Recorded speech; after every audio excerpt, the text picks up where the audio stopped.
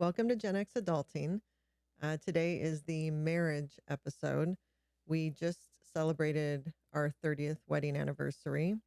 And so we are going to share our thoughts, opinions, and experiences from being married for 30 years. It's quite an accomplishment. I feel accomplished in that Yeah. because, I'm assuming you do as well. Yeah. It's amazing to think we've been together 30 years and where did the time go? It goes It's very crazy, right? quickly. Yeah, Yeah. it goes really fast. Officially, we've been together 32 years, but married 30. So we got married young, pretty much. hmm 23. I know some people get married in their late teens, maybe 20, 21, but for our world, 23, right out of college, hmm a year out of college, it was, we were the first out of all of our friends. Yep. Um, we after we graduated college, we drove around the country for 2.5 months, and then we lived together. We moved in together, and Sinners. yes, In the scheme of things, we were definitely still kids, right? yes, In very young kids in many ways. yes, yeah. So, and then we got married a year later, at 23. And I think there's pros and cons to getting married young. I think the pros, in my opinion, is you get more time together. hmm Like you just said, it goes by so fast. So I'm happy we were able to start so early because it did go by so quickly. hmm Um, and you kind of grow up together. Yeah, And definitely. there can be cons to that Yep. because Yep. there's growing pains. I don't think the frontal lobe is closed until age 26. So we got married even That's like before. a scientific fact too, I right? think it is. Yeah. Yeah. So, you know what? I think the pro of that in some ways is I think if you wait too long, then it gives you too much time to analyze and create more apprehension and fear of what ifs. hmm Where if you're kind of ignorant to the risks and to the turmoil that might be ahead of you, you just go into it blindly and with all this optimism and hope. There is some benefit to that because I think if you know too much, it can kind of not slow you down, but make you hesitate more because you're more nervous because you're more aware. It's kind of like when you So, become a parent. well, it's an interesting concept. So you're saying the hindsight is 2020 might talk you out of doing it I think it would or slow make you you down. slow you down. I think Yeah. you would be more nervous or more scared to do it because of the what ifs. Like how do I know that I'm going to want to be with this person in Yeah. 10 years, 20 years, 30 years? And how do I know that, we're going to be able to work everything out? And how do I know that we're going to be good parents together? We're going to be able to do this whole life together. And the world is, everyone thinks the world is so crazy when you're young. The world was crazy for us in the 80s and in the hmm 90s. The world is crazy now. But so the one piece of advice I would say, do not let what's going on in the world stop you from having the hope and optimism of getting married and having children. Do not let what's going on in the world stop you from that because there's always going to be chaos going Yeah. Yeah. on. And Yep. you really have to insulate and look at your small world and what you want and address that and just go for it. I think the thing you just mentioned about getting married so young and just jumping in and not having all the fear set in Yeah. is you don't realize the commitment it takes to be with someone for as long as we've been together, Yeah. right? So if as you get older, you start to realize that, I think, right? You're like, Yes. you've had some relationships, maybe some a couple of years, 3 years, 4 years, whatever, and you realize that commitment level, and then with that might come some baggage. Yeah. By getting married younger, it's you don't have, say, that baggage, if that makes sense. Yeah. Well, exactly. You bring the baggage. If you wait too long, you bring the baggage of your fear of it not working out. Yeah, that's a good Right. way to put it. Yeah. So we got married young. I was never worried. I don't know about you. I don't think we've ever had this conversation. I was never worried about getting married young or if it was going to work out or not. I do. Okay. So I do believe, when you've met your person, hmm it, if you know, you know. Hmm. And I believe 100% you know if you've met your person, and there's just there's no hesitation. It's like two puzzle pieces fitting together and you go for it. Hmm. And I don't know if that openness to meeting that person starts to close the older you get, because all of these other variables are existing in the world to influence your open-mindedness about finding your person. Does that make sense?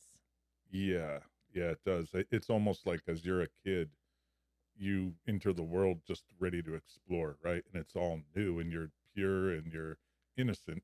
The older you get, the more or less innocent you are, right? Yeah. You're jaded by the things going on around you.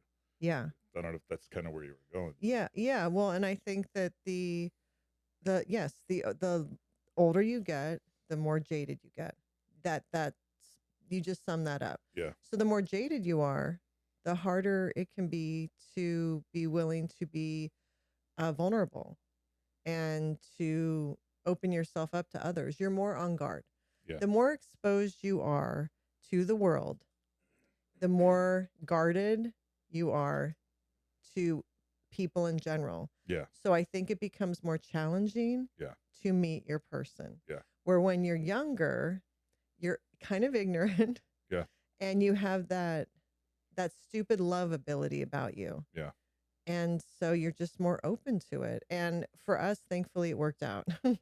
Yeah. Because I'm sure our parents and our family and even our friends thought we were crazy. Hmm. We got married in Vegas. It was a very nice wedding. It wasn't, even though I think those chapel weddings are adorable, but it was a traditional wedding in Vegas. Hmm. It was a blast. Whenever we talk to friends, they still say it was the best party of any wedding they've been to. Yeah. So it was a wonderful wedding, but I'm sure everyone thought these two kids are nuts. Yeah. And I mean, I think now as a parent, if one of our kids had graduated from college and a year later was getting married in Vegas, I would be very apprehensive because I know too much now. Yeah. And that's where you have to Well, trust. the thing too, though, is we got married in Vegas to contain the wedding, right? We both Yes. have big families, Yes. and we didn't want this huge wedding. Right. Plus, we have families on the East Coast, the Midwest, and on the West Coast. Yes. So Vegas is sort of that destination wedding. It was at the time. We did a destination wedding before destination weddings were a thing.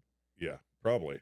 Well, it was a destination. I Yeah. didn't know that's what we were doing. Yeah. I had no idea. Me neither. To your point, we picked it because It would contained keep it. Yes, Yeah. because you and I both did not want to spend the whole night greeting people. That's just how we were at the time.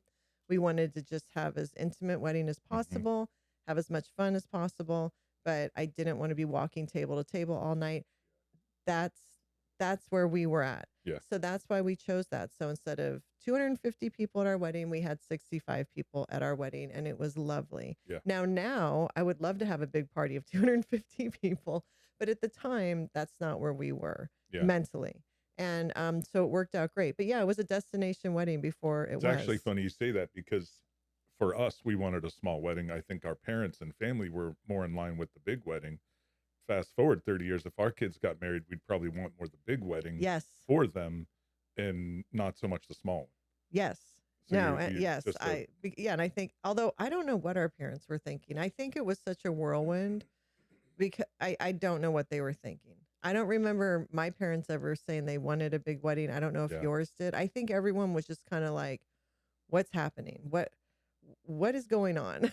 Well, did you go to many weddings when you were younger?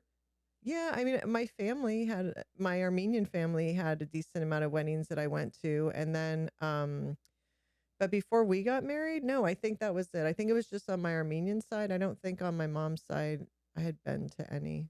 Yeah. I'd been to my mom's weddings. That's awesome. That's another story. Weddings. The ring girl 20 times. Yeah, no. Just two times. Besides I obviously wasn't at my parents' wedding. I mean, for us, when I was a kid, when people would get married, I have cousins and relatives getting married. That was a party. Everybody went. Right? Yes. And it could range from, trying to think if any of them were small. They were probably smaller when I was really young. And they got progressively just bigger Well, over yeah. time. So I think you're Irish Catholic. I think that's similar to Armenian as far as partying. So the Armenian weddings are very big, and it is a party, and it goes all night, and it's dancing, and it's Hmm. lovely. The food, you can't top it, and it's It's like a Greek wonderful. wedding or something, It's right? similar to a Greek Yeah. wedding. It's absolutely wonderful. It's the best time. But I think, to your point, Irish Catholic, big family, everyone's partying, Yeah. and on the east northeast, food is great. So I think we both had those experiences, but again, at that time at 23, we were not down to having that.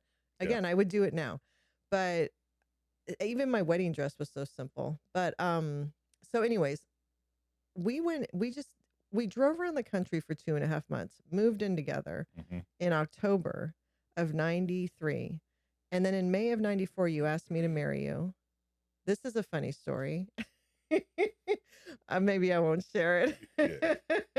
Okay? Well, Well, it was a camping weekend. it was a camping weekend, yeah. Yeah. But we were chilling on the side of a river, and you asked me to marry you. So, Yeah. and that was cool. So you asked me in May of I 90. think we were skinny dipping is the salacious part you were going to, right?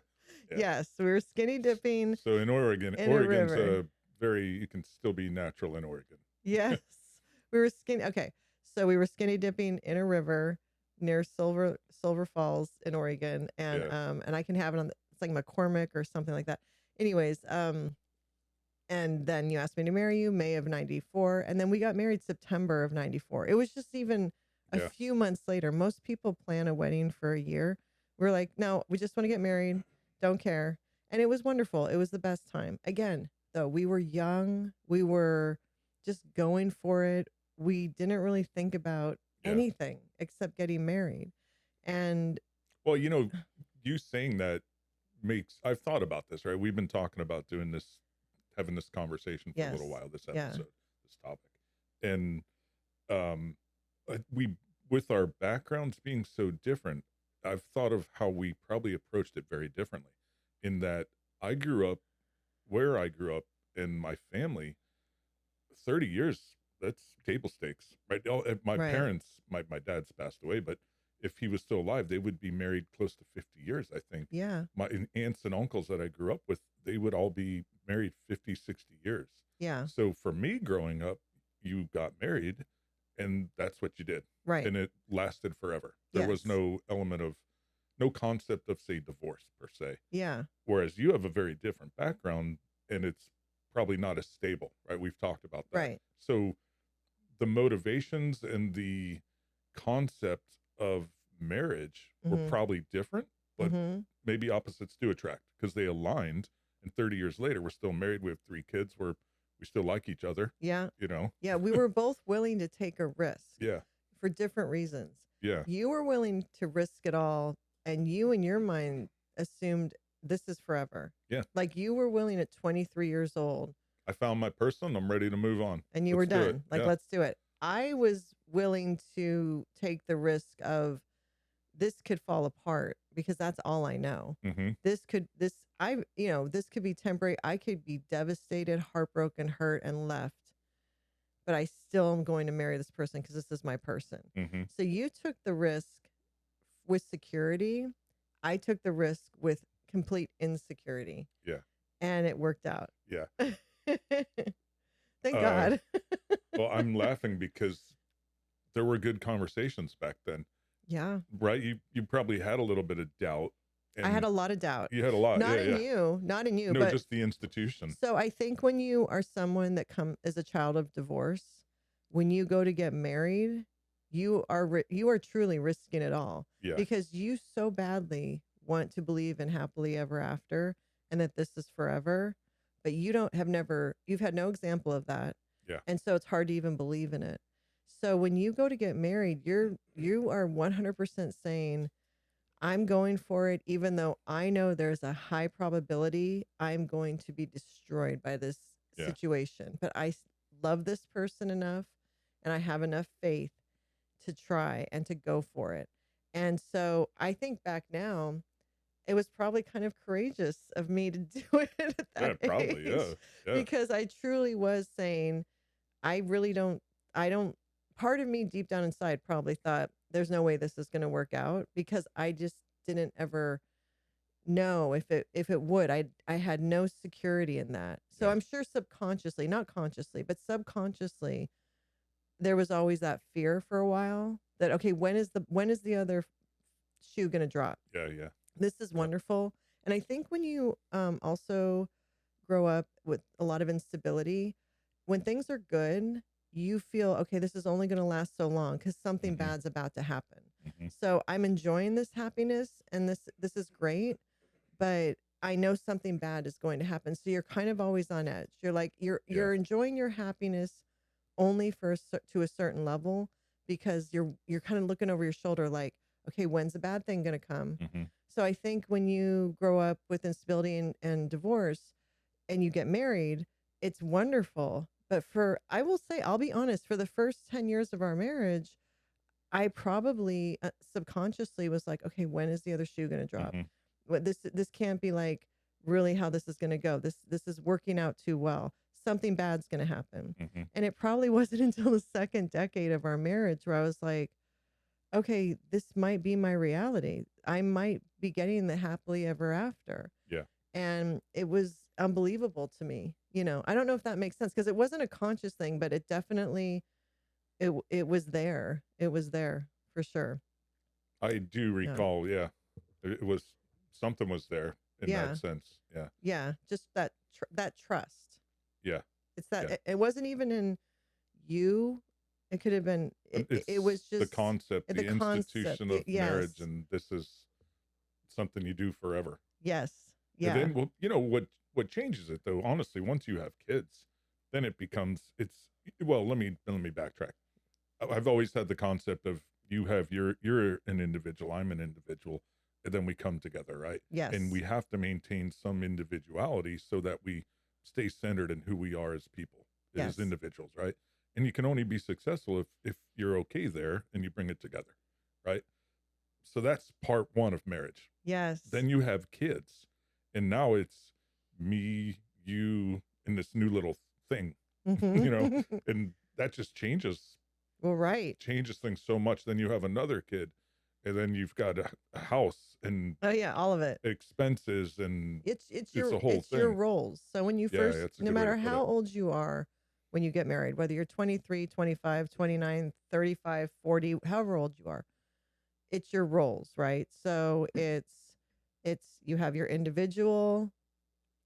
I think we always said we live our lives, we have our individual lives, not that we're separate, but just our own person, Yep. um living parallel lives Hmm. together. And so you have that when you're first married. You have your things, whether it's your job, your interests, your Hmm. hobbies, whatever. And then you're together. Then you have a child, so your roles change, your parents together. Yeah. And you're separate though, mom, dad, that's separate. Yep. And then parenting together. Yep. And then it's building that life together while maintaining your own thing. And I think that can be such a challenge because speaking as a mom, and I've spoken on this before, it's incredibly easy to lose yourself in being a mother because your children truly become your entire world. Whether you work outside the home or not, in general, you're consumed with that responsibility. Yeah. Women carry the emotional baggage of the entire family. Yeah. Women carry the emotional load of the entire family. A mother is only as happy as her most unhappy child. So every day, 24/7, that's what's going on in a woman's mind, heart, a mother's mind, heart, her whole existence, right? So whether she's stay-at-home mom, works outside the home, she's consumed with that responsibility of the family. And so, I don't know if do you disagree? sort of do. I mean, I hear you. You definitely, or a woman will definitely handle most of the emotional load. Yeah. But men do too. Dads do too, right? Yes. There's a lot of Involved dads. yeah, maybe that's probably Involved the dads. difference. Yeah. So the difference It's a is shared responsibility for sure. with us, yes, you've been very involved with the kids and you are always have been there to when they need to talk or share Here's one something, thing you're I will very say. involved. One thing I will say is I've gotten more involved over time Yeah. as I've matured and grown into this role. Yeah. Right. So I do think in the instinctually, you've had that more at an earlier age, right? You definitely handled that over time as I've kind of grown up, matured a little bit into this stuff. I can definitely take on or have taken on more of that. And I think it's probably more as the kids have gotten older and the Yeah. problems become slightly more real besides just doing cleaning a diaper or putting a band-aid on something or things like that, putting them in bed. But as they've gotten older and their issues get more real and it impacts them more and they have their own emotional baggage, I think that's where I've probably grown up a little bit to be more Yeah. supportive and understanding of that. Yeah, That makes no. sense. Yeah, that makes perfect sense. Yeah, I think in general, this is in general. I know there's situations this is not accurate, but in general, a woman's instinct as a mother is to just be all in right from the start. I know there's situations with postpartum depression Hmm. and all that. So I'm not talking about that. But I'm talking about in general when things are all going okay, a woman it's like a light Well, you switch. guys carry the child for 10 months basically. Right, right. So it's just where, like you said, I think for men, they grow into it. A lot of them grow into Hmm. it. And this goes back to getting married young and growing up together. Hmm. So some things that were instinctual for me as a woman and as a mother, maybe it took you a little bit longer to get there as a father. No doubt. You grew up Yeah. alongside your kids in some Yeah. ways, Yeah. if that makes sense. Yeah. Whereas for me as a woman and as somebody who wanted to be a mother, like I really, really wanted to be a mother. So when I became one, I was all in and it was the best thing ever. It is the best thing ever I've ever done in my entire life. Um, to this day. So for me, there was no hesitation, but for you, and maybe this is true for a lot of men, is it isn't just like light switch. And I think for Yeah. some men it is, Yeah. but it's you kind of grow up with the children and mature with I the wonder if that's children. true. I kind of flipped that to make that more about my own personal experience, but I am curious. I'm thinking about it now that I've said it. I know other people who I think are like that. Their wives are the primary caretaker, and as dads, they've grown up over time and learned how to do it. Right. For me, us having a boy as our first, it's like, all right, cool. Let's go get a ball Yeah. and we'll play catch and we'll teach them how to hit a baseball or throw a football or kick Right. a sock, whatever, right? Go Right. fishing, those type of things. That's how we grow into it. Yeah. As crazy as that is. Yeah, no, I think that's how you bond. So, but then again, if you had waited to get married and become a father, do you think you would have been any more in tune to being a parent? Or at 35, would you still had to figure it all out and grow up with your children as you did at 25?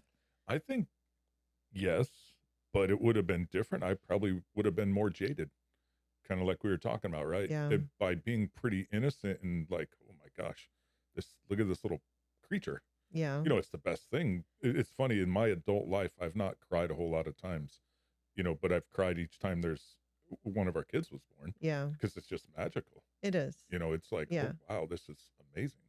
It's an emotion that you do not have until you become a parent. There is an emotion that exists that a person does not have experience. Maybe they have it inside of them, but it doesn't become alive to the Hmm. surface until you become a parent. And that's why people who haven't had children yet or don't have children maybe don't understand the craziness that Hmm. parents portray and how we are it's just without thinking that we will do anything for these children because it's an emotion that Hmm. came as soon as you became a parent. Yeah. And I can't even find words for it because it's beyond love. It's crazy. So, but as far as like being more jaded when you're older, I could see that, and probably more Yeah. fearful, more fearful. I don't know. As far as listen, I tell people they're in marriage. Marriage is hard, and there's bad days, there's bad weeks, there's bad months, there's bad years. And whenever I say there's bad years, some people are like, "What?" And I'm not talking about people in abusive situations. That's totally different. But yeah, this is marriage, and some years are going to kind of suck. You may have a Hmm. year that sucks. And sure, it doesn't mean every day sucks, but in general, that was a bad year. Hmm. Does not mean you get divorced. Hmm. Like it means this is the dark time to ride through. This is when the roller coaster is crashing and you have to hold on because it's going to get back on track. You have to trust in that, and it will. And the ride will continue and it will get glorious again. It's almost a call out to middle school parents, right? Yeah. Because middle school's probably is the hardest part if you have kids, really. Navigating through middle school, it's funny. Everyone talks about middle school's terrible. And Yeah. it For really everybody. is. It really is. For everybody. The homework load, the other kids not necessarily being nice to your kids, whatever it might be. It's not a fun time. No, I think that when you're raising kids, once their kids get to middle school and high school to some degree, it's straining, right? It is.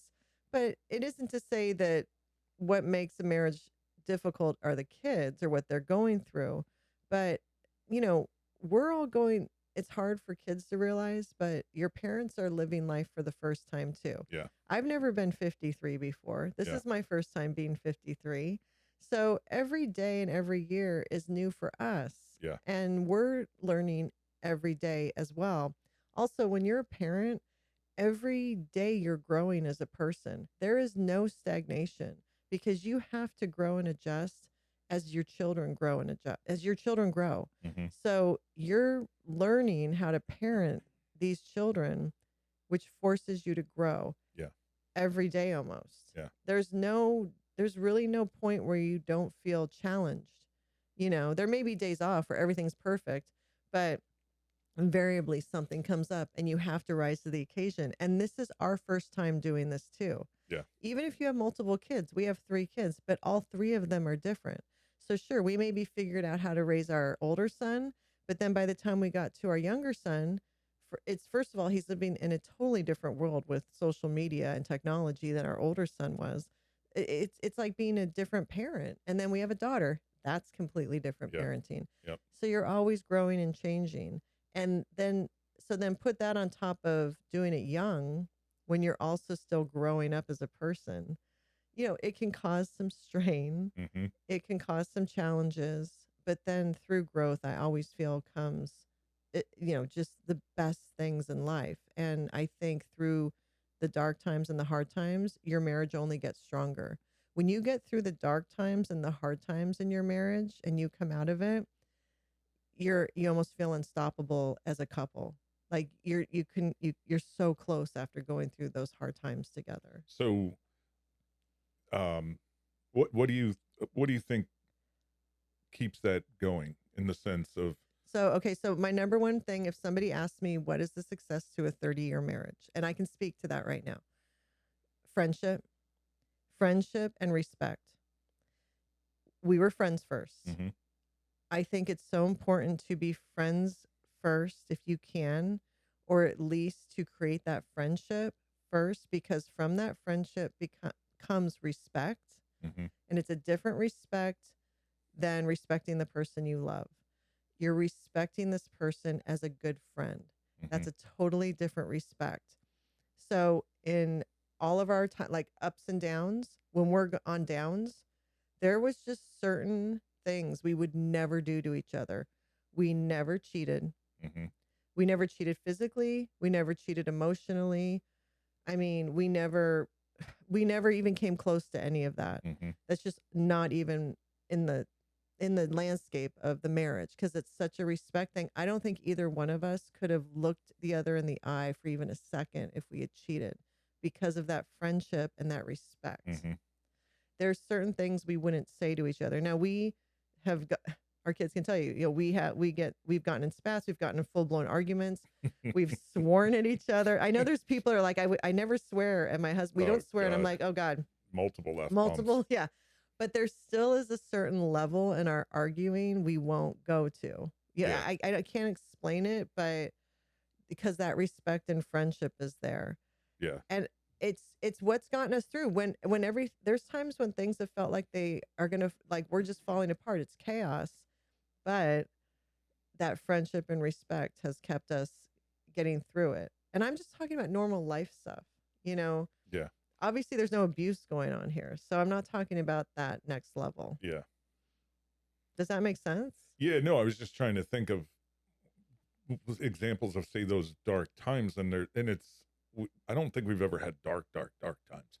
We've had probably just patches like you're talking about, Yeah. where it's just Yeah. life's just crazy right now, Yes. whatever it might be. Yeah. It's sleep deprivation, dealing with stuff with the kids, it's whatever it might be. Yeah, and even, like with the economy, like throughout the last 30 years, Yeah, people, their money can put a big stress too. yeah, So there's so many different things that cause stresses in a marriage, yeah, and we've moved, like that's caused stress. So yeah, it's yeah, when I'm talking dark, I'm not talking, I mean, there's people that have gone through some really horrible things, and had to get through those things, together. So very fortunate we've that, been very yeah, fortunate, very blessed. So I'm definitely not trying to belittle some situations that other families have been in. yeah, But for us, what has gotten us through was that, in my opinion, we obviously love each other, but that friendship and that respect is so key to a marriage.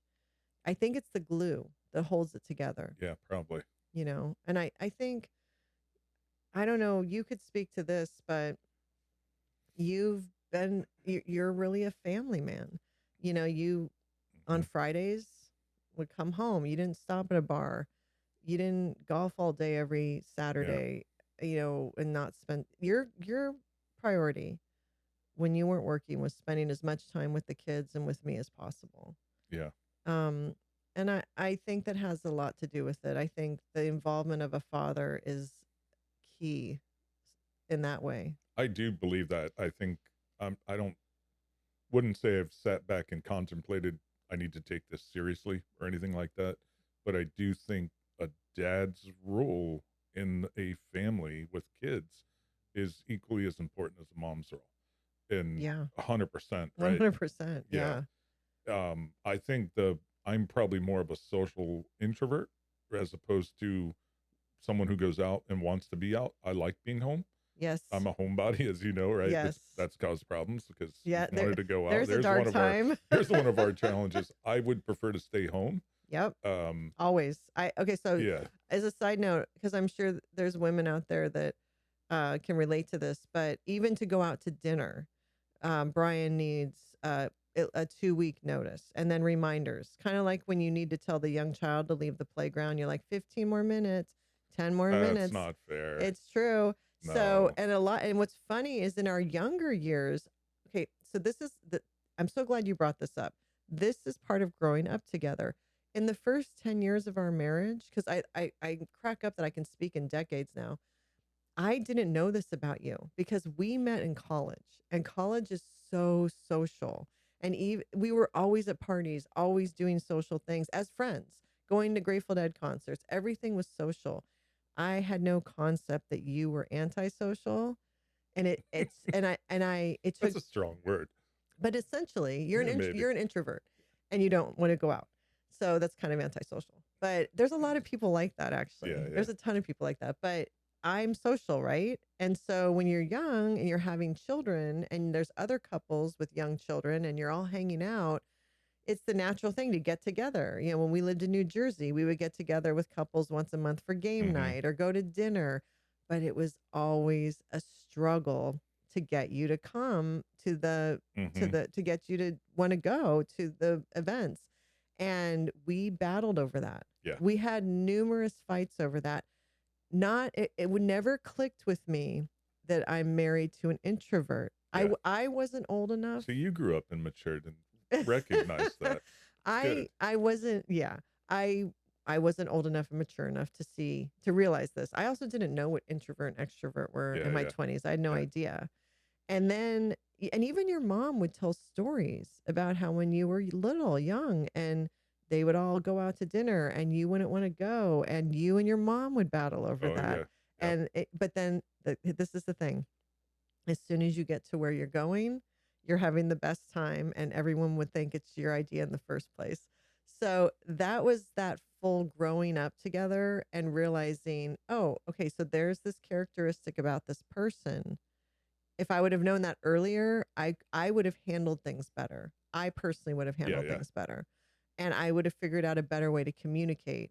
But because I didn't understand, it always was a fight. Yeah. Does that make sense? Oh, 100%. And if you knew this about yourself, Yeah. you could have communicated it to me. I could have articulated it so much better to say, hey, I really don't like to do this because this, that, and the other thing. Instead, it was like, no, I don't want to go. And then No, I don't yes. like Italian food on Thursdays. No, I don't like playing games with people, whatever it is, right? It's so true. Yeah. So maybe that goes to getting married later in life. You probably are more self-aware. So then maybe you Yeah. can communicate to someone better. Hey, I've learned a lot about myself. Let me let you in on who I am. Yeah. And it's straight on, the cards are on the table. Where for us, we just jumped in and now we're going to figure it all out as we're trying to tread water. Yeah. That can be challenging. Yeah. That can be really challenging. I would say that's a challenge of getting married young is you haven't figured yourself out yet. Exactly. So now you're figuring yourself out. You've got this other person who's figuring themselves out. Yes. And now you're trying to do it together. There's a little friction there for Oh, sure. for sure. Yeah, for sure. But then once you get through it, you're stronger. Yeah. So I don't know if I'm accurate in this thinking, but it seems that the generations now, like Gen Z, and I don't know if the millennials were like this, but it seems like the older Gen Zs that are starting to get married or thinking about getting married, a lot of them seem to think you need to have everything before you get married, or as soon as you get married, you should have the nice house, the 2 nice cars, the dog, this wonderful, perfect, beautiful life. Now, when I would say in general for Gen X, we kind of knew you're going to build a life together. You're going to start with nothing. You're going to start in an apartment, and then you're going to live in the apartment for a while. And then eventually you'll buy your first house, but it's going to be small, run down, probably have to work on it, live in that for a while. And then maybe you sell that and get a nicer, like you create your life together. Right. And I think social media in some ways has made the Gen Z generation think that they need to have everything right away. But I'm here to say part of marriage, a huge part of marriage is building that life together, is starting with just a small amount, an apartment and very little money, and building to the next step, to the next step, to the next step, so that when you get to where you finally want to be, you built that together. And that's part of marriage. So you're almost going the route of it's more about the journey than the end result.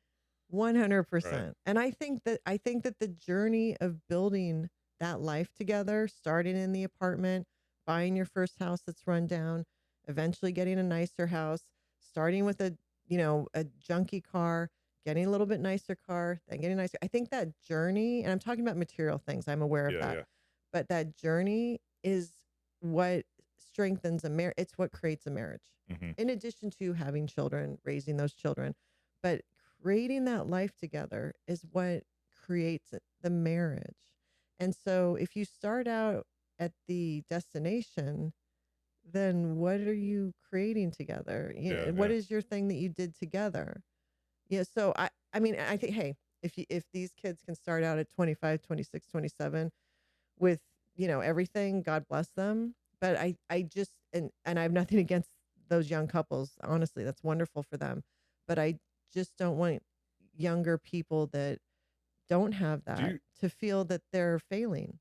Do you think what you're describing is more of a divorce generation, say like an advanced divorce generation, or right? Because we talked about this where when we were growing up, divorce has been around forever, but it really hit us at our age, right? Oh, there's no question. Gen X are the children of where divorce became part of society. So now that there's this maturing, right, and maybe some of the what'd you say the millennials or the I was talking about the Gen Zs. I don't know what the millennials, if they, I just wonder if that's part of the calculus there in terms of we want to get things squared away because the fear, that kind of thing. Yeah. So maybe the misconception that, okay, if let's just not get married until we both have good jobs and until we both can buy a nice car and then we can buy a nice house.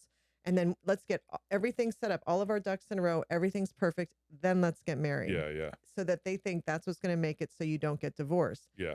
They may be misconstruing that. Might be a wild idea too, though. I don't know if that's in play. No, I don't know. But that idea is it's kind of missing the point of the building together to accomplish all that is what strengthens your marriage. You're going to find more strength in building that dream together than just making sure the dream is sitting there Yeah, I when would you agree. get home from Yeah. the wedding Yeah. or the reception. Yeah. Like you get home from your honeymoon, you go to your perfect life. That's Yeah. not going to guarantee you that you're not going to get divorced. Yeah. And there's so much to Or be not even said. divorced, just be happy. Or be happy. Yeah. There's so much to be said for going through trials and tribulations together. It's what strengthens a relationship. It's what tells you, it's what clues you in on, oh, we're happy in this moment. We're content. Things are good. If things are great all the time on the surface, then you don't have Lets your mind wander a bit. Yeah. I think, yes, you're not grounded. Yeah. I think the meat and potatoes of marriage, of going through, working your ass off together in every aspect, and, just struggling. Like, we sacrificed a lot at times, to get to where we are now. But that struggling is what has sustained us and gotten us to 30 years of marriage. It's more like a sense of shared accomplishment. Yes. And it's almost as simple as if you painted your house or cleaning your house. There's a sense of accomplishment. Yes. Right? It's sort of the same. Yeah, same it is. concept. It's the sense of accomplishment. Yeah. And then as a result, you appreciate your life. Yeah. Yeah. So gratitude, I can't overstate this enough. Gratitude is so imperative in a marriage. It's really recognizing, looking around and really appreciating what you have, like what you've done, what you've built. Whether you're just starting off in the apartment, you're in the apartment, you guys are doing it together. Those are going to be some of the best years of your life. Only can afford some of my fondest memories when we lived in that little Felony Flats. Oh my gosh. Place in Portland, Southeast Portland, right off of 82nd Ave. Yes. Anyone familiar with the area knows it's called Felony Flats. We lived next to that guy. He was a meth dealer. Yeah. And we brought Nathan home to that little house. Yes. We had Mocha. We had a little 3-foot high fence, and I remember coming home from work. Mocha would hop the fence, then he would hop back over, and that was our jam for a while. Yeah. And it was fun. And it was fun. And one of the reasons we lived in, I mean, when I tell you this house was the size of a normal bedroom, the whole house. Yeah, literally. The kitchen was the size of a coat closet, and I'm not exaggerating. The bathroom was the same. But one of the reasons we did that, though, is because you and I, and we've talked about this in other episodes, we had discussed before getting married that I wanted to be a stay-at-home mom. My reasons were because I wanted that because I didn't have that growing up. You wanted me to be a stay-at-home mom because that's what you had growing up. We established that before getting married. Again, I can't stress that enough to have that conversation. But in order for me to be a stay-at-home mom at 25, or 20, I turned 26 right before having Nathan, we had to live in Felony Flats. Yeah. In a house the size of a normal bedroom next to a meth dealer. Now, it was safe. I will say that. I did not feel unsafe. He was a nice meth dealer. He was a smart meth dealer because he made sure to take care of us. He didn't make the meth there either. I should say that because that's dangerous. No. He was He's a shady dude. He was a shady dude, but he was nice to us. I think he thought we were this cute little family. He's probably happy there's normal people living next to him. But I think the rent, and I think it was $500 a month, $450 a month, something very low. But it allowed. And it was 2 miles from where I was. It was working, 2 miles. So. I think you biked to work at one point. Yeah. Because we had one car. Yeah. So when I say sacrifice, so we made the decision. We wanted me home with Nathan, our older son. So we needed to downgrade our living situation. Yeah. And that was the sacrifice, right? But not everybody needs to do that. Some people are comfortable with 2 people working and a child in daycare. There were that's choices, fine too. We did make choices too, where we could have lived closer to family and had an easier life and had connections with jobs or whatever, right? Right. But we chose to be where we wanted to be. Yes. And figured it out from there. Yes. Yes. There's choices, that were made. It's true. It's true. And they were fine. No regrets, actually. Like I say, I think we both look back on them fondly, really. Oh my gosh. When you can only afford like a 6-pack and a pizza on a Friday, and that's your big night out. And you're not even going out. You're having it at home. But those are some of the best times. And I would say from the start, we always blazed our own trail. Are you kidding? Yeah. Like we told our family at 23, we're getting married in Vegas, whether you like it or not. So we are definitely that couple that does what is right for us. We've talked about this in other Yeah, yeah, episodes. We've always tried to recognize what's going to be best for us, what's going to serve us, not in a selfish way, but as far as knowing boundaries and yeah, all of that to keep things for mental health and there was stuff going on, yeah, yeah, and it was better for us to not be living near certain situations. yeah, So, but again, it's okay to have those years where you don't have everything. That's that's the point. That's the yeah. point. But again, hey, if you've struck gold at the age of 25, 26, 27, wonderful. There's nothing wrong with that. That's amazing. Mm-hmm. But this is for young people that maybe are still building their lives and are thinking, I'm not going to be able to afford to buy a house. Now again, in this economy right now, it's so unusual. No one can. But under normal circumstances, if you're feeling, how am I going to do this? How am I going to do this American dream? How am I going to buy a house? And there may be young men that are thinking, I want my wife to stay home, but how am I going to afford that? So it is attainable. It's just there's going to be some struggle in that. And your outside image, you can't worry about that. You can't sometimes worry about what kind of car you're driving or where you're living while you're building the dream. You need to remember what your end game is and that you will get there. But so I don't know. I Yeah, mean, that's again, we went through a lot of that, not going without certain things so that we could have a certain lifestyle with the kids. yeah, But again, that's what was important to us. yeah, There may be people that don't want kids, get married, yep, you know, and that's a whole different lifestyle. yeah, So it doesn't mean that marriage is any easier either. You still have to work together as a couple, put in the time, you listen to your partner, and it's hard though, yeah, But I think as you start young, if you do get married young, you are growing up together and you're also figuring out who you are. And there's a lot of, again, that's a great thing at times, but that can be a challenging yeah, thing. yeah. But I wouldn't change anything. No, I couldn't imagine doing it any differently. Quite frankly, I don't know how. There's just no regrets in my mind. I don't know how that playbook would have worked out differently if we did it some other way. Right? This no regret, no doubts, nothing like that. Yeah. No, I mean, I think there is that feeling when you meet your person of a meant to be feeling. You're from New Jersey, I'm from Oregon. Yeah, Where are the chances? So I think that I don't know. I think when you meet your person, but I think it's important to trust in how you're feeling and not talk yourself out of something because of outside influences, whether it's the world, whether it's family, whether it's friends. If you know this is your person, then just trust in that and do life together. Go do life together because I am here to tell you life goes fast. 30 years does not feel like 30 years. no, not at all. And I pray we have 30 more together. Yeah. So, and that's going to go fast. So if you've Well, I met think your person, go for it. Do it. I think the thing too, though, is once you hit a certain age, maybe it's like 40 or something. I don't know, but life starts to speed up for sure. It speeds up Right? so We're much. in our Yeah. low 50s now. That seemed impossible 5 years ago. Yeah. When you're 25, you think 10 years 50 is ago. old. And I'm here to Yeah. also say when you're 50, you still feel 25. Yeah. Like you're more mature and you have more life experience, but you don't feel like an old person like you think old people feel, I guess. I'm honestly still trying to figure out what I'll do when I grow up. Yeah. Because It's so true. just not, It's so true. So I think don't hesitate so much. I think it's hard. People need to just say, okay, you know what? Let's just do it. Let's just do life together. only if it's right, though. I don't, yeah, That's what I we mean. could be coming across here like, yeah, go get married, in your 20s. It's not the message at all. It's only if it seems right and you think you found your person.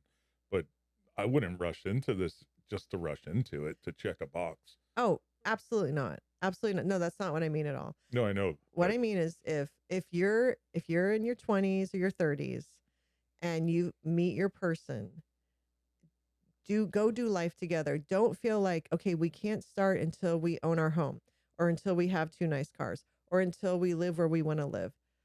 That will all happen. Just go get married and start doing life together. Just do it. And it will all work out. If you've met your person, you're going to do it. It's going to happen together. You don't need to have all the ducks in the row. I think it's the same for having kids too, right? Where Yes. there's definitely been a dip in seeing young kids Yes. lately. I think Yes. that's COVID related. I think It it's might be. economically, Yeah. the economy, inflation, COVID, a new generation. But I've started to see babies again, Yeah. and I have no one, at least a couple, the Yes. new not newborns, but having kids again. Well, there's also been a whole new shift with a lot of women who are choosing not to have children. A lot of women are choosing not to get married. They don't want to.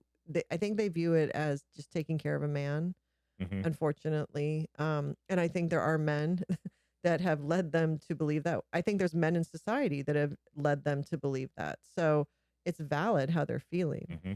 but it's unfortunate because there is such positivity in friendship and marriage and partnership, and there is so many joys in being a parent. But I think that a lot there's the jaded you talked about. I think Yeah. there's a lot of jaded young women who are like, screw that. I'm doing what I want to do. I'm not taking care of a man. I don't want to be a mother. I it's too much. Yeah. And I get it, but I think there's been a shift, right? You think So, it's more, you think it's women making that decision and yes. not men, or you think it's 50-50, or women are just saying, no, I'm not doing it? I could I don't I can only speak to women. Like, okay, so there's two things going on. So like I've spoken about before, the Gen Z women are honoring their, especially their 20s decade, as their self-care decade, and it's not a placeholder for marriage, and I think that's phenomenal. But then there's also young women that are like, I don't want to get married at all. Like, I'm not even, this isn't even a self-care decade. This is like how my life's going to be. Hmm. So I can speak to that. If I had to guess on why young men, I don't think in general young men are going through a whole I don't want to get married, but I definitely think there's young men that are thinking, how am I going to buy a house? How am I going to support my family, especially in this economy right now and how things have been going. Um, I don't know if future generation, if the boomers and probably Gen X to some degree have made it easy on them as far as buying homes. I Hmm. mean, the boomers are holding on to their homes, Yeah. where in the past, They're about to move on though. but in the past, the older people would sell their house and go into Yeah. retirement living, right? It's not happening as much Yeah. anymore. So those homes are not being Well, relinquished. it's not even just that. Um, a lot of the boomer homes are big and beautiful, right? A Yes. lot of boomers are sitting on McMansions that are Yes. very expensive. Yeah. So they're not necessarily your entry level housing. Right. So there's a huge economic pressure there. What's going on with the housing market's a whole nother conversation, but I definitely think it is in the minds of the young men. I'm sure it is, but I feel like there's more of a hesitation that the slowdown in marriage and having children, I think, is more on the young women. So I hope that changes. I think they're looking for more equality in their partnerships. Interesting. I really do. I think that they don't really like the traditional roles as much, or what they perceive of what that means. Hmm. I'm sure a lot of them would be fine being a stay-at-home mom if they felt they had the same level of respect and appreciation for doing that. But, so that's like a whole thing going on. Yeah. And then even like working, why should I work and then come home and take care of everything at home and the kids? They want to make sure that whoever they marry is going to be there for everything. So they're making sure that before they get When married. you say be there for everything, like, what does that even mean? Like Sharing that the housework. shared, or take care of it all? No, like they want 50-50. They want you to help with the housework half, Yeah. childcare, like watching the children, take care of the children. Let me ask you, do you think that works? Because that's not how we've been, straight up, right? Well, I yeah. don't do various things and you don't do various things. And I'm going to start a fight. No, But no, no, no, no, but you no, know what no, I'm saying? yeah. You have roles, there's functional roles that make sense, that are shared responsibilities that keep things moving forward, So right? so if you're asking what do I think the key to success is in roles, I can speak to our situation, Yeah. like you just said, and I'll say it straight out. You take care of everything outside of the house, like the yard, everything like that. You fix everything. You take care of all technology. Um, you take care of just pretty much all of The man things. the man things. I was trying not to say that. Yeah. You take care of if the cars have issues, like if it's minor, you'll take care of it. If not, we take it somewhere. But I take care of the domestic stuff. I've taken care of the cooking, the cleaning, the grocery shopping, the errands, the vet, taking the pets to the vet, all the kids' schedules. That is what I've taken care of. But I am a stay-at-home mom, so I'm not doing that on top of working outside the home. I think that's different. Yeah. So if you have a woman who's working 8 hours outside the home, no, that's where it becomes a challenge. Then he should be 100%. helping Yeah. with half of all that stuff. Too many women are coming home after working all day and nothing's been done in the house. No one's planning dinner except them. I've been having to figure out what this family's having for dinner. This is a big thing. For 30 years, I've been figuring out what everyone is going to eat for dinner. And a lot of times for lunch and breakfast.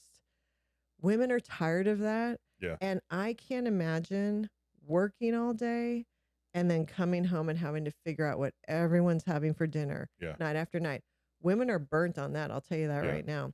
But I think a lot of it is because they're working 2 jobs. Women are working outside the home, and women are doing the job of a stay-at-home mom when they get home at night and on the weekends. It's too much to expect of women. It's not fair. And so I do understand why young women are saying, hey, before I get married, if I'm working, you better be helping me with half, because I'm not doing what I've seen my mom, my aunt, my friends' moms go through. They've witnessed the stress of that on women. And they're like, I am not going to be that person. So I will not commit to you until we have this conversation. Really, it's a fascinating thing because it's an evolutionary thing. Yeah. Right. You back in the 50s to the last millennium, it's or the last century, it's just this evolutionary thing. Yeah. Women have started to work outside of the home, and now that pushes an additional responsibility onto the traditional roles that men and women have played. Well, what happened was in the 80s, all the women was go to work, working woman. It's all celebrated. That's all great. You have your choices, and that is great. Go do what you need to do. But there was not that relationship switch of, let's talk about this first. Okay, how is unintended consequences? Completely unintended consequences.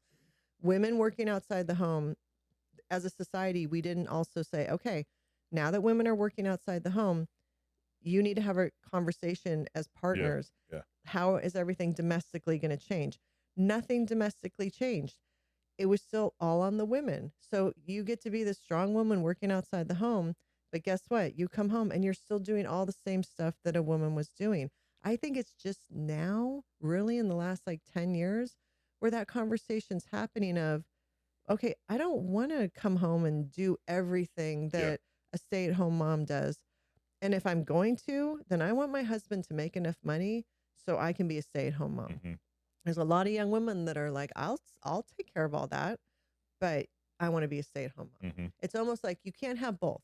Yeah. For too long, men have had both. They've had the stay-at-home mom who works outside the home. It's been the women going into the workforce. It was wonderful for women, but it was really great for men because they got an extra income and they still have their wife or girlfriend, it's doing the same stuff that the women who stayed home did. It's funny you say that because I think back in the day, men were probably bitching that women are in the workforce taking their jobs. You know what I mean? So yeah. There's no winning right here, but I think now there's another shift. And again, it's these Gen Z women and these younger millennial women. I love them. But I think they're saying, okay, we are having this conversation. It's part of having the conversation of the roles. This is the new role conversation. Yeah. You and I had it back in 1993 about, I want to be a stay-at-home mom. You wanted your wife to be a stay-at-home mom. It all worked out. Yep. The new conversation is, okay, if I'm going to work, you're going to do 50-50 at home. You're going to take care of the kids. There's no, I'm going to go golfing and we're just assuming I get my Saturday free. No. This is 50-50. Or you're going to make enough money and I'll stay home and take care of everything. So it's just they're way more assertive about it. Yeah. I love it. But what concerns me is, are the young men going to rise to the occasion? Because we still need people to get married and have children to keep our society going.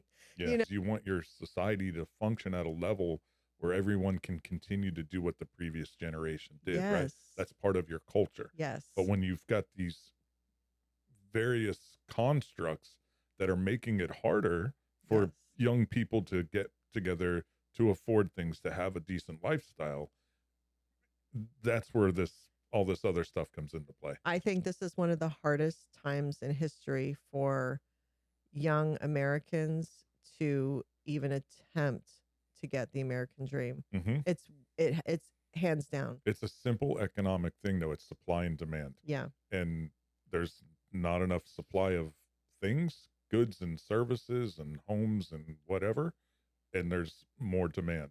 So the price has gone up. Yeah. And you're right, it's very difficult. It's extremely difficult. So you have a lot of stuff going on. Yeah. You have that going on, which is huge. And then you have a shift in how the young women, their expectations of marriage. Yeah. I mean, you definitely still have young women who are very traditional, and and, there's a whole segment of that. So I'm not saying that doesn't exist, but there is definitely a new shift, and I think it's great. I just think keep everything in perspective. So if you do meet someone and he's like, "Hey, yeah, I will. We've had this conversation, and I'll do this," then go for it.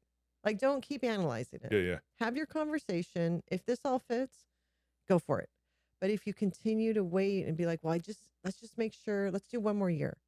Yeah. You know how I feel about, I've said this, that if a guy knows within a year. Yeah. And if he doesn't make his move in 3 years, what's happening? Yeah. Like, he needs to make his move because life's happening. Like, let's move on with this. So it's an interesting thing. I'm happy for these young girls that are, protecting themselves, I guess, or looking out for themselves a little bit better. I think that's a great thing.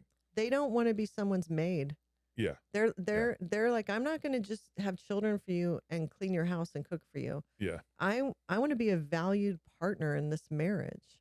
And I think it's amazing. Well, it's an interesting thing because, again, evolutionarily speaking, there used to be male and female roles, hunters and gatherers, those type of things, right? Right. Society's changed, and you have to continue to evolve that. And there's no reason for a young woman to not embrace that and look out for herself. Yes, that's exactly what it is. But I think it went through watching. I think the Gen Z women are raised by Gen X and general women, and so they've watched. So the Gen Z women have been raised by Gen X women. So they've watched the Gen X women that have gone to work and come home exhausted and stressed, and then dealing with cleaning the house, cooking, and all the responsibilities. And I think they've thought, I don't want to do that. I don't want to look I don't want to feel exhausted. I don't want to look as stressed out as my mom or my aunt looks. Mm-hmm. I want more out of life. I want more than that. Mm-hmm. That's not the role I want to play. And so they're kind of redefining their role. They still want a partner and they still want to get married in general. Yeah. But they're saying, wait. Yeah. Like, it's great. You want to marry me and you want to give me a ring and all that. But I have some things to say to you first. Well, it's not just I have some things to say to you, but I have certain needs that I want to be met. Exactly. And I'm not just willing to sacrifice all those. Yeah. Right. It was kind of just this craziness. Like, women went back to work and then they've just been like treading water for a few decades while society figured all that out. And then the daycare institutions popped up and everyone just was kind of like figuring it all out. And I think this generation is saying, okay, everybody stop. This is chaos. Things need to change. And I think it's wonderful. And they're not saying they're not saying, meaning things have to change. I don't want to get married. They're saying, before I get married, I need a little bit more order to this, or else I'm going to be burnt out by the time I'm 40 because I've been killing myself at work and at home. Yeah. A lot of them want to live their soft life. Like, a soft life is where every day doesn't feel like a struggle. Every day you're not killing yourself for something. They want it to be a little easier on them. And that's shared responsibility. Or that's, my husband is going to go to work and I'm going to take care of things at home. And that's not easy either. Mm-hmm. I've lived that for 30 years. A lot of women will tell you who've been home going to work was easier, Mm-hmm. but it's at home. It never ends 24/7. There's no end. It's everyone has access to you 24/7. That's a totally different ball game, but you at least have that one job. So it's and not two. You're not going to work and doing that job. Yeah. You have one job. So some of the the responsibility is taken off of women a little bit and shared. Yeah.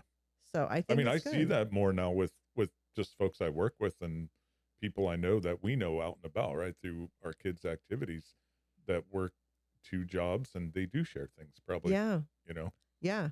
We just happen to live a very traditional life, but Yeah. that's what we wanted. Yeah. And even at the age of 22, we communicated that before even getting engaged. Yeah. That's what's worked for us. It doesn't mean we think this is what everyone should do. Figure out what works for you, both of you, Yeah. and then go for it. Once you figure it out, do it. And you can probably speak to carrying the financial load. Yeah. Like I've carried the emotional load of this family and the domestic load and keeping the home front down. And the home front is so important. The home front is the foundation that the entire family bounces off of every day. Mm-hmm. I can't say how much I value women and men, there's men too, that create a successful home front that everyone can bounce off of and be successful when they leave the house. Mm-hmm. But you've carried the financial load so that I can be home doing Mm-hmm. the home front. Mm-hmm. And that's a whole different stress that I think isn't discussed what men go through. Yeah. Because it can keep you up at night. Tell you the truth, I don't even know if I'm prepared to talk about it right now because it's just a fascinating thing, right? When you're the primary breadwinner, you've got to continue to hustle. You've got to continue to probably compromise on many fronts. You've got to keep your eye on what's going on in both the macro and microeconomic environments of your life, right? The broader economy, the trends, all that stuff, right? We all become small, economists in a sense. We all joke that we're all meteorologists when it comes to the weather. You become somewhat of an economist in your local life. You've got to figure out how to pay for college. Do you want your kids to go to private school or are they going to public school? All that stuff, right? So yeah. How much does Costco cost? Yeah, no, it's crazy. Yeah, it's because you also have, if you're in a situation where the woman is doing the grocery shopping, your girlfriend, partner, wife is going and buying food every week. Yeah. And that fluctuates. Yeah. And it fluctuates on how much did you spend this week on? How much is it going to cost? Everyone needs new shoes. Yeah. Everyone needs new clothes. The lights need to be on. Yeah.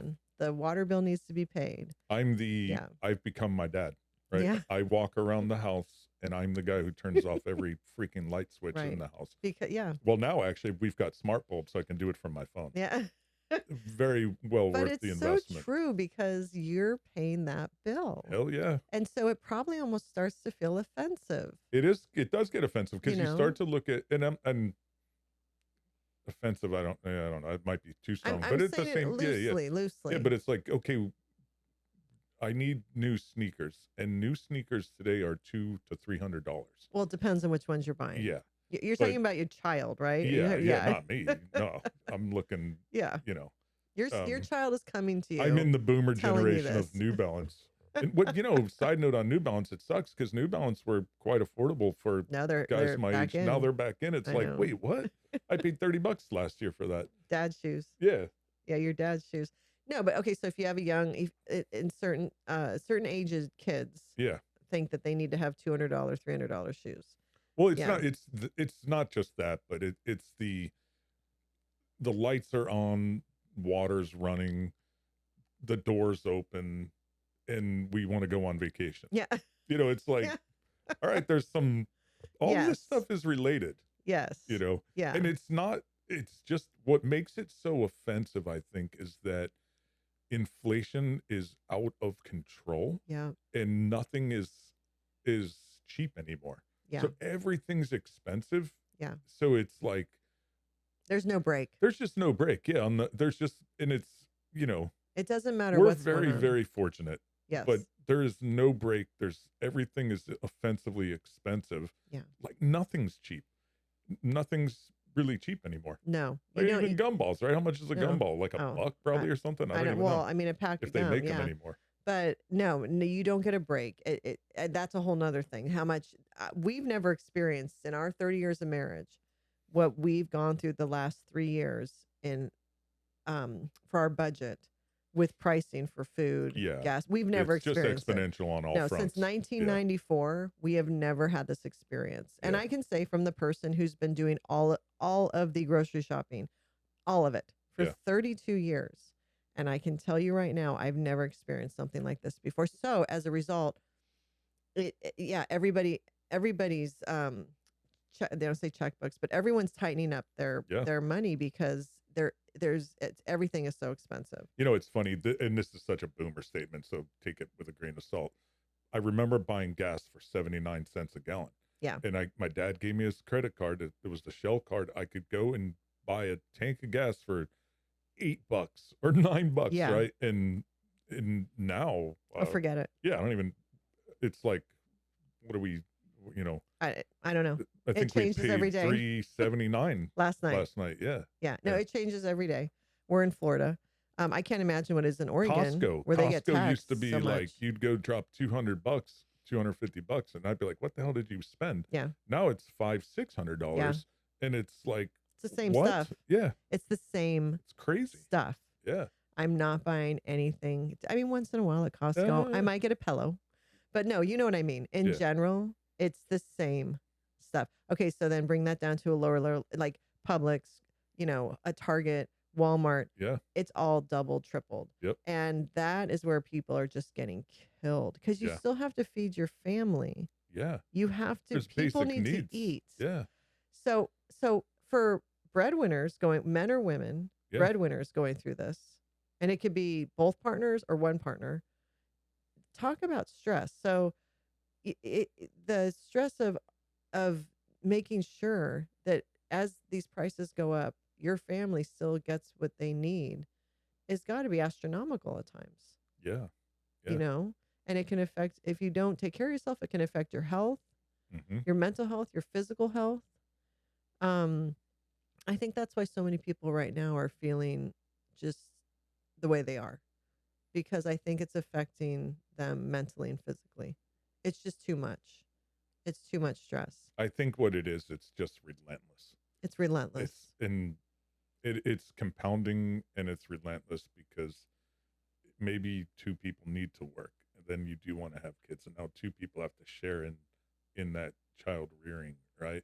Mhm. And all the costs and the scheduling. Everybody's over scheduled too. Yeah.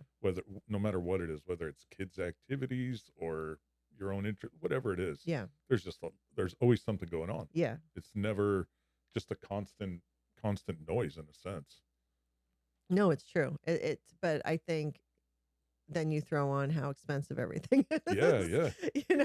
And it's just, but I think relentless is a great word for it, and I'm sure coming from the financial aspect of it, it feels more relentless now than ever, and figuring stuff out.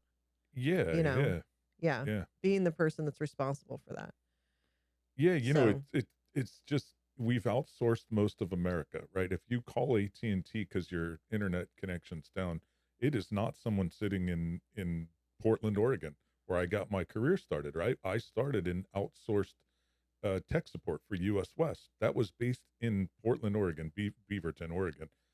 It was all American workers. When you call anybody now, it's offshore.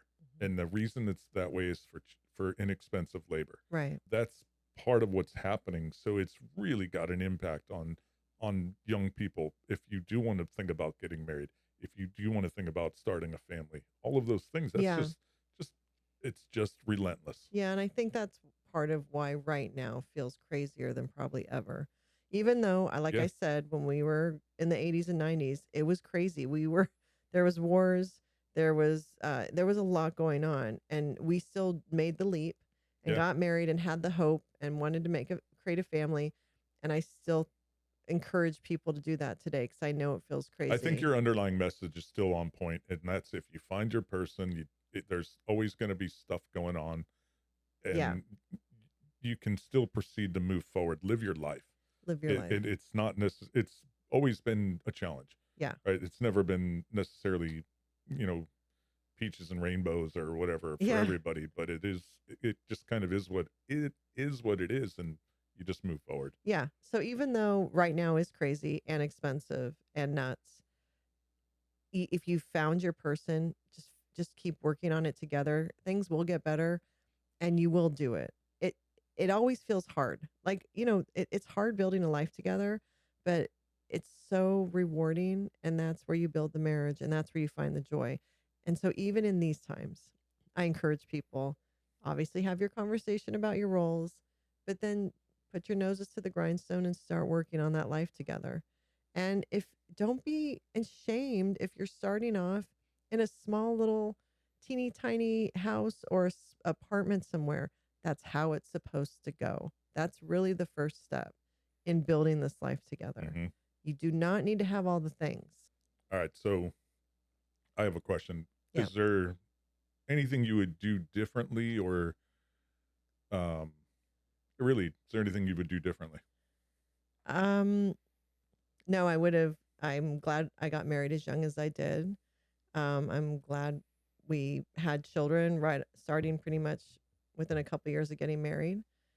Um, I think actually the only thing that I would have done more of is continue to see live music a lot more. We did see a lot of live music. We took the kids to live music. Hmm. I would have kept going to festivals probably more. Hmm. Just you and me. That's it. The thing I would do different is through all the chaos, I would have tried to get away more, just the two of us. Hmm. We did not do that. We were so close with a family unit and tied together, and it's wonderful. But I probably would have tried to go away once a year, just the two of us, even if it was to see a concert, Hmm. like a music festival or Hmm. something, like where we spend a couple nights away. So that's Yeah. the only thing. But Yeah. there's nothing bad that we didn't do that. But looking back, now that we're doing it again, I'm like, oh, Yeah. I wish we would have kept doing this. But life got crazy. Once your kids are in sports, it's so hard to get away. Yeah. And all of our kids have been in sports, but I probably would do that. I would Yeah. say like try to get away a little bit, just the two of you, little more. That would be my advice. What Yeah. about you? Actually, I think that's a great answer, because I was thinking I don't know what I would do differently. We should have stayed more in touch with our musical roots and attended live music far more often than we have. Yeah. It's that one time, I think it was, what was it, like 2000 or whatever it was, we went to Gathering of the Vibes for the Yes. 10-year, it's 2005, the Yeah. 10-year anniversary of Jerry Garcia's celebration at Gathering of the Vibes. Yeah. That was amazing. It was. Right. And I remember thinking, oh, we should have been doing Yeah, this totally. more. There's So it's people not, still doing this. yeah, Yeah. it wasn't concerts because we kept doing that. It was more going away. Yeah. And just the two of us. Yeah. But again, it's challenging. It's hard. It's expensive. Yeah. Even if it's once every 3 years, it doesn't have to be once a year. But we should have pulled ourselves out more and gone and done stuff like that. Yeah. Other than that, no, I have zero regrets. I don't even regret that, but I have no regrets, and I think it's been a wonderful 30 years. And like I said, I'm looking forward to the next 30 years. The only other thing I wish I would have done is Yeah. invested in Microsoft, Apple, and Oracle. Those three stocks have done I'm sure you're not Did the only one pretty that well. feels Oh, that yeah, way. No, but I would say it's been a great 30 years, Yeah. and marriage is a wonderful thing, and being a parent is a wonderful thing, It can be, And- but you have to work at it. but it takes Yeah. work. You have to And- grow. You You have have to grow and change, and have some humility, and be willing to accept just change. Yeah. Grow up. grow up. If you Yeah. if you want to have an authentic, close relationship with your partner, if you really want to be close, then you do. You have that. It takes work, and there's going to be bad times. It does not mean you get divorced. Yeah. It doesn't, because it's going to get good again. We're here to say that. So Yeah, you hope. you hope. Yeah. Anyways, thank you for listening, and we encourage all questions, comments, anything, if you want to share any of your own experiences. We've got a budding fan base. We really appreciate it and love the Yes. comments we get. And Yeah, it's we cool. do. Yeah. So thank you for Thanks, everyone. all the support so far. We'll see you next time. Bye. Bye.